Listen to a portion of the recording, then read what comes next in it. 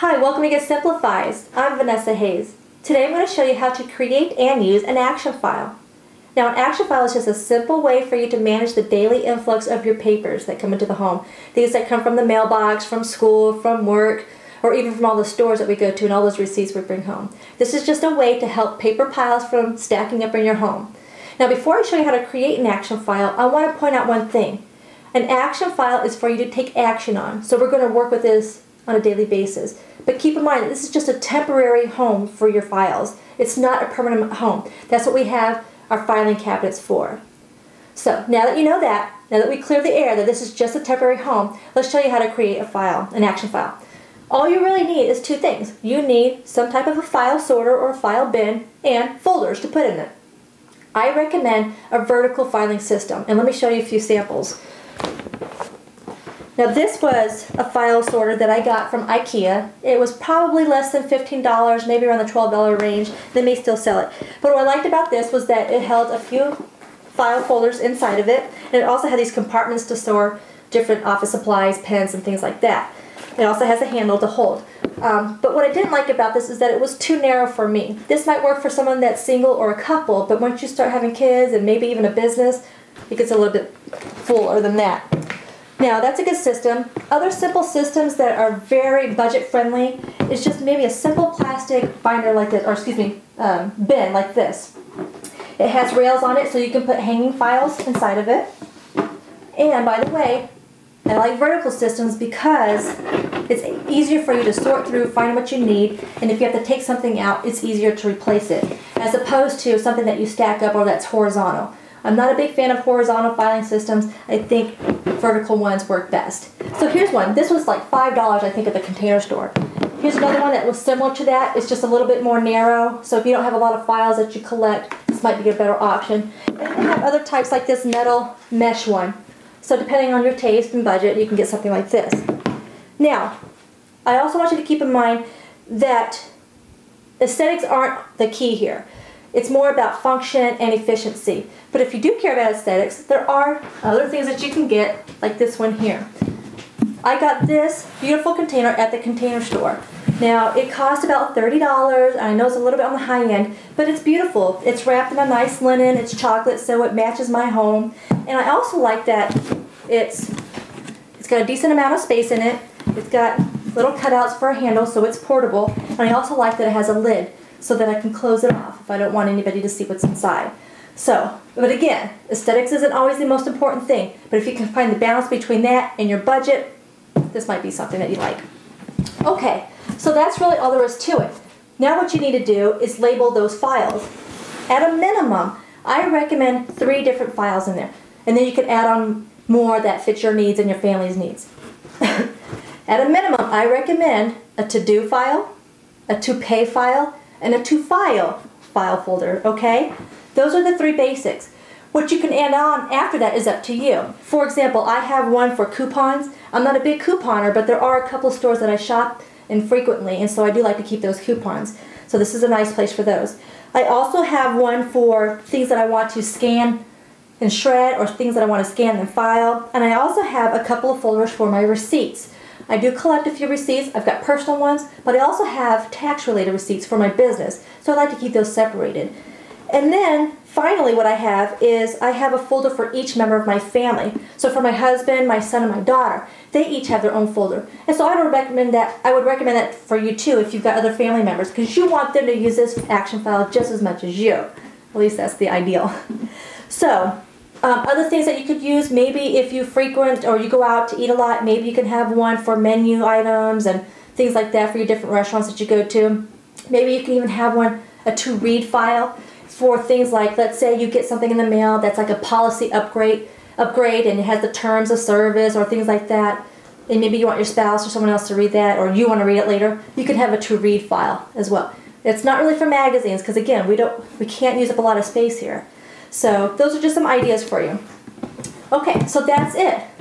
A file box, hanging file folders, at least 3 files to do, to pay, and to file, and then you can add on as you see fit to fit your needs, okay? So how do you do this? Okay, here's what I recommend. I want you to go through this every day. And if you can get into the habit of at least checking your mail and sorting your mail on a daily basis, you're going to cut down on over half of your papers. I guarantee it. I personally make a habit of every day that the second that I walk in the door, I sort my mail and go through it right away. It takes me less than 5 minutes. And what I do is I open everything up. If there's something that needs to go into the shred pile, it goes in the shred pile. I put it in the recycle or trash pile, and then I have one that goes into the file pile. Okay, so that's what I recommend. You do that on a daily, on a daily basis. Okay, so what do you do, and what kind of things do you want to file away? Well, I have some mail here, and I'm going to show you how I would sort this mail in my action file. Now I've got a statement here. It's a credit card statement. It's something that I do need to pay separately. It's not auto bill pay on this one. And so what I would do, here, pay attention to this. When you go through this, you really want to have your paper calendar or your digital calendar, which right here for me is my iPhone. You want to have that nearby too. Because if you have something that comes in the mail or something coming from school from your kids that you need to take action on, you want to put that onto your calendar right away. And then, so for instance, this is due on the 22nd, okay? I'm going to backdate that about 3 days. And so I'll put that on my calendar, and then I just put it away in the to-do file. So now when that event comes up on my calendar, I know that all I have to do is go to the to-do or to pay folder, pull out that statement, write the check, and now we're good. Here's another thing I got from my daughter. It was a statement I got from her school for her tuition. I wrote a check right away. I put that back in her folder. And then I want to keep a copy of this, but I only want a scanned copy. So I put this in my scan and then shred, because I'm not going to want to keep the hard copy later. Here's another thing that we got in the mail. It's from the Department of Veteran Affairs. Okay, my husband and I are both veterans. And so this is just a statement of our benefits, and it's an important document that I want to keep. So what I'm going to do is I'm going to put it in a scan and file folder in here. Then I got some other documents here. Here's a picture of my daughter. I was switching out her school photos. So I want to keep this, but I don't need to keep a scanned copy. I actually want to keep this hard copy, but I want to file it away because I'm going to put it in a photo album. So this one would go in my to file folder. Then we also got a new dishwasher, and so I have the manual right here. This is going to go in the to file because I keep all my, or most of my owner's manuals in my permanent file system. Now I got something from my daughter's school. This is a list of all the kids in her school.